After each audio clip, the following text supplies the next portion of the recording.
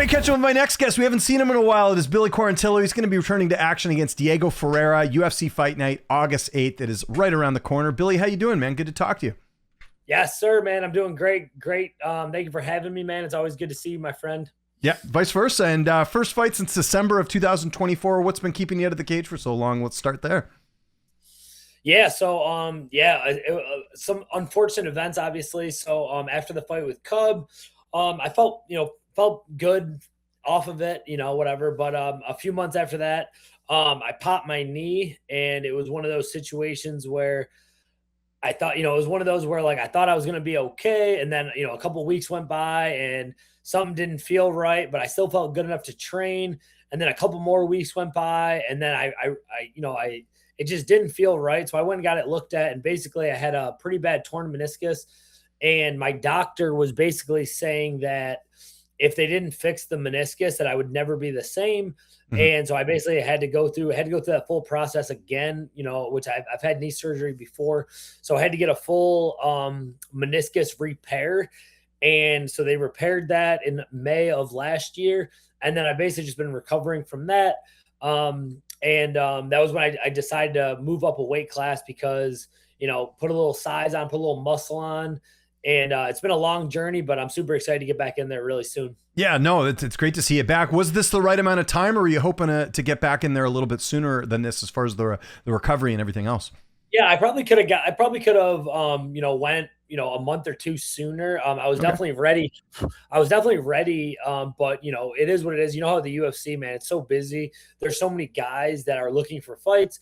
I think everything happens for a reason. It was probably good to, make sure it was 100% healed. It also gave me a lot of time to put the right size on for this frame at lightweight. You saw the guys like, you saw Patty and Benoit Saint Denis fight this past weekend. Those are some big boys. And, there's some guys that are really big in this weight class. And I'm not going to be one and done. I'm excited to be in the lightweight division now. So it was definitely a good amount of time to put some size on and have a proper frame for lightweight. Yeah. And it sure sounds like this isn't a one-off. You're moving up permanently to 155 by the sounds of it, right? Yeah, I was joking with my wife the other day. I was like, you'll hopefully never see me at 145 pounds ever again.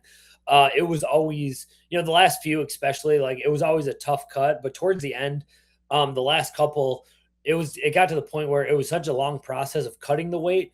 And then, I would always put a lot of weight back on. But even, especially the last two fights, I just didn't feel like myself going into the fight, after the weight cut. So I'm hoping at 155 that my body doesn't have to get as low and I can go into the fight closer to 100%. And I mentioned it there, you kind of missed all of 2025. I'm assuming, coaching was able to kind of keep you afloat because, I actually interviewed a lot of fighters that you coach because I do some interviews for Combat Night over there in Florida. So I'd always hear like, oh, my coach Billy Q and all that. So I know that's really going well. But like, was it tough financially not getting to fight for a whole year? No, luckily I'm in a pretty good position financially. Like I put a lot of my UFC fight money away. Nice. So, and I own Gracie Pack Martial Arts. We're doing pretty well. The fight team's doing good. The business side of it's doing really well. We have a really good core group of members that have been there for the last couple of years. So financially, it wasn't really an issue, but just the drive and, watching all my fighters, we've seen some guys, win 4 or 5 fights since I last fought. So I'm so impressed with a lot of our guys. I know you talked to David Macias. That's right. Yeah. Him, Will Rentz, Blake Smith, Ali Abuzalam. Those guys have really gone above and beyond. I think those are some names that you'll see in the UFC really soon. So they've not only inspired me, but they've also been helping me get back to my fight. So we have a really good group at Gracie Pack. But yeah, I think the biggest thing is just missing that competitiveness, making that walk. I say I have the best job in the world being in the UFC, and not being able to do what I love to do has been a little frustrating. But at the end of the day, again, everything happens for a reason. My knee's good to go now, and I'm excited to put on a show August 8th. Yeah, looking forward to it. I just quickly, because you mentioned it, speaking of knee injuries, what did you think of Conor McGregor? I mean, disappointing. Didn't even really get to see him fight. A lot of people are saying, oh, maybe it was an injury beforehand, although it looked like he fell on that knee pretty badly. What was your sort of takeaway from that whole situation with Max Holloway? Yeah, brutal situation. I as a fighter, I just feel bad for Conor, man. I feel bad that, obviously, he's got more money than he knows what to do with, but as an athlete and to to have that long amount of time, due to a leg injury, and to get back in there and not get his moment, and not really get an opportunity to fight. It sucks, man. I feel for him, but at the end of the day, like, that's part of the sport. I know a lot of people were like, oh man, he's 37, 38 years old. And I'm that old. I'm 37, and my opponent's, I think 40 or 41. Mm-hmm. So you got to be really careful the older you get, but especially coming off an injury. I thought it was a very high risk move to start the fight, especially being on that type of layoff. Obviously, in hindsight, I'm sure he wishes he didn't start with that. I think the injury happened right then and there, because I don't think if he felt a tweak in his knee that he would have tried it. Mm-hmm. So I don't know. I can't answer for him behind the scenes, but as an athlete, I really felt bad for him. So. Yeah, I agree. And what did you think of Pimblets win? Pretty impressive. That's your weight class now. Great entrance, one of the best entrances we've ever seen. And then he goes up there and gets the finish. It was incredible. Yeah, man. I was super impressed. I've been one of the doubters for a long time. I thought he was getting some good matchups leading up to what he's done in his last couple fights. But man, the Gagey fight to not get finished and to actually put on he definitely had his moments in that fight.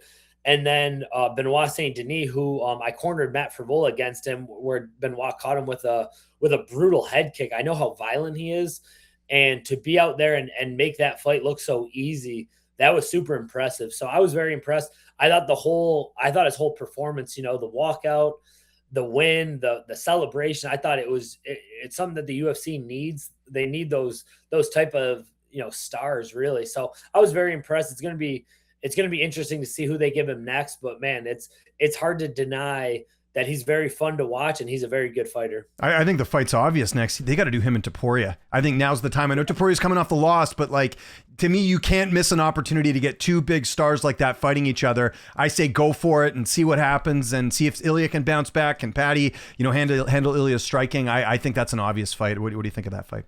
Yeah, I love that fight, man. I saw a thing. I actually just watched it a couple hours ago that he was talking about. He's like, I want Max next. I thought he was talking about Max Holloway, which would be interesting. Obviously, I don't think Max is going to stay at 170. I think he's going to come back to 55. Yeah. I do love that Topuria and Paddy. They got that built up. The trash talk would be insane, and it's wild how things work, because when Topuria was the champion, everyone thought he would murder Paddy. But now you never know, man. Paddy's a really big 155er. Topuria, as hard as he throws, he's not the biggest 155er. So I think it'd be an interesting fight now. I think you do that. I think that'd be a great matchup. I think you do that, and then you probably do Gagey and Arman Sarukian next. I agree. I think those are the next fights to make it 155. All right, let's talk about you. That's why you're here. You got a big fight with Diego Ferreira. Were there any other opponents offered, or they just gave you Ferreira, you took it, and it was as simple as that? No, that was it. They offered me Diego, and I'm at the point in my career where they offer me, especially coming off a pretty bad loss to Cub. I had some good looks in that fight, but coming off a loss, moving up to 155, I was basically saying whoever you give me is who I want, and they offered me Diego. It was the first fight they offered me, and I was familiar with his game because I remember before I fought Kyle Nelson, I was watching Kyle Nelson's fight, and Diego finished Kyle Nelson. And then I looked at some of his other fights. He fought Poirier back in the day. That's right. He knocked out Michael Johnson. He beat Anthony Pettis. So he's got, he's been there, done that. He's at a really good gym at Fortis MMA. I fought some guys from there. So it's definitely, I like the matchup right away. I think he's a dog. He can do everything. He's a black belt in jiu-jitsu, but he doesn't mind striking with people, and he knows I got a lot of weapons too. I don't mind striking with people. I don't mind grappling with people. So I think it's going to be, I think it makes a lot of sense to be high on the main card. And I think it's going to be a fight that I think a lot of fans are really going to enjoy it. Yeah, I totally agree. I actually love the matchmaking here. And you guys are just so nice. Like, if you didn't know you guys fought for a living, you and Diego, you probably wouldn't think you're fighters, because you guys are like very nice guys, just from knowing both of you over the years. So just wanted to throw that out there. Maybe the NMF title at lightweight or something would be adequate here. Let's go through camp. We talked about it there. Gracie Tampa, who've been some of the main guys. We mentioned David Macias, a guy you got to keep an eye on. Who you getting to work with? Who are some of the bodies that are helping you get ready for this fight? Yeah, we've had a bunch of guys, and I've been coaching it started off coaching my amateur fight team, but now a lot of these guys have gone pro. I've been running that since 2017. All those guys are with me at Gracie Pack now. And then like I mentioned, I wanted to go with some bigger guys. David Macias, he's a great look. He's undefeated, 5-0. He's actually going to fight on that same day. So this is unfortunately the first time I don't get a chance to corner him and be there for him. But I'm going to prepare him, and he's preparing me. He's a great look. He is technically a featherweight, but he's a pretty big featherweight. He's fought at lightweight before, and we're about the same size right now. So he's got a little bit bigger of a cut than I do. So David Macias, I have two welterweights, Ali Abuzalam, and Will Rentz. Will Rentz is like my main training partner. He's been like that for years. They both fight at welterweight now, and they've been great looks for me. I just got done wrestling with Ali. Will gave me a really good sparring round on Friday. Just getting used to going with those bigger guys. And then Blake Smith, who I mentioned before, he's the two-time CFFC champion. He's 11-4 right now. He's on a 4-fight winning streak. Man, I've been bugging Sean Shelby. I'm like, listen, Blake Smith, Ali, David, and Will, these guys are all ready to go. I'm really hoping that at least one of them get the opportunity to fight in the Contender Series, because they all have good records now. They fight whoever they get put in front of. And they've all been great training partners helping me get ready for this fight. So those have been four of the main guys. I've been also going with a lot of black belts in jiu-jitsu. I just got done going with my boy David Canis, who is a black belt in jiu-jitsu. He's also a black belt in judo. He's actually going to be hopefully competing in UFC BJJ. I think he's working on something with them. Nice. And then, of course, my head coach, Matt Arroyo, my striking coach, Crew Nat from Thailand. He's a brilliant striking coach. He's been putting me through the private lessons. So getting my Muay Thai sharp, knees and elbows and all that fun stuff, going out there and making this fight messy like I like to do. How different is the cut this time around compared to last time? I know you put the size on, but how different is camp with the weight cut this time around at 55? It's been good, man. It's been it's one of the first times like I know where my weight's at right now, and I'm not stressing out about it, because when I fight at 45, it's like every single thing I eat, every single like calorie I'm burning, I have to think about. And right now, I really just get to focus on what I'm trying to do. I know what my opponent's trying to do, and it's fun just to focus on MMA instead of worrying about the weight cut. Now, obviously, I don't want to have a brutal weight cut, so I'm still focusing on eating super clean, burning my calories in my downtime. But it's just been fun to, I'm a little bit more full right now. I'm able to keep a little bit more muscle on, and I think the weight cuts can be way more manageable, and you're going to see me just as fast, but a lot more power going into this fight August 8th. Your corner, Matt Arroyo, I'm assuming. Who else is going to be the cage with you? Yeah, my corner, Matt Arroyo, who's been with me for every single fight. My guy, Will Rentz, who's been with me the last few fights. Like I said, he's a good sized welterweight. He's fast. He's got good wrestling. We've been going back and forth. And then my third corner, I'm having my brother, Jim Quarantillo, back in my corner. He's been in my corner for a bunch of fights. But last year, I actually lost one of my brothers, passed away from a heart, just a super random heart condition. And I just thought going into this fight, I wanted my family close to me. So he's not only there for moral support, but he also understands my game, and he understands MMA too. But he's just, the main thing he's there for is because just being close with my family. We took a pretty bad shot with my brother passing away, and just having my family around is really important to me now. A lot of motivation there, I'm sure. Just thinking of that, which is great. How's this fight playing out on August 8th? How do you see it unfolding? Man, it's one of those fights. Like, I just know we're both really good everywhere, and I just got to go out there and find that jaw, find his chin, create the scrambles that favor me. And I just have to go out there and get a finish. It's been too long, and people are starting to forget what I'm capable of. And I think it's a good thing to kind of surprise people, but I'm ready to, I'm at the point where I'm ready to go out there and get a huge finish. And, I'll find someone to call out, and I'll find a venue to call out. And I just want to be super active at the rest of 2026, at least fight, I want at least 2 fights this year. So one now, maybe one in November at MSG would be sick. But I got my work cut out for me. I got a scrappy vet in front of me in Diego Ferreira, and I'm just excited to go out there and get my name called out again and go out there and do what I do best for 15 minutes. And you got a couple more fights in your deal. I know we haven't seen you in a bit, but I always like getting the update as far as everything going on with you UFC wise. Yeah. So actually, I'm glad you asked that. We have one fight left in my deal. So I was telling my coaches, I'm like, this is game 7 for me. Go out there and get a big win. If I go out there and I don't perform and I lose, who knows? This could be it. But at the end of the day, I'm not even thinking about that. I'm gonna go out there and get a win. And I still have, especially with this long layoff, I definitely missed it. Even though I don't necessarily need the fight money. There's something about testing myself, and especially against the best in the world. Go out there, get a big win, and see what's next in the horizon. Hopefully, sign a big deal. And I definitely need. I got to get my get back at Madison Square Garden. I got to get my get back in a big stadium. So I definitely still have dreams and aspirations of fighting in another stadium after this Apex fight. Before we go, I would not be doing my job as a Canadian if we didn't talk a little hockey here. I know you were, I was tweeting with you as well during the Buffalo Sabres run. It was pretty awesome to see because, I think even a lot of people in Canada, they kind of feel for the Sabres. It's been a long time since, they haven't made the playoffs, and they went on a pretty great run this year. And they made some big moves in the offseason. I don't know if you saw, but they traded Bowen Byram. They got a huge haul back for him. And I know Alex Tuck moved on, but looks like the Sabres made a lot of good moves. You got to be feeling happy going into this season with everything that happened last season too, right?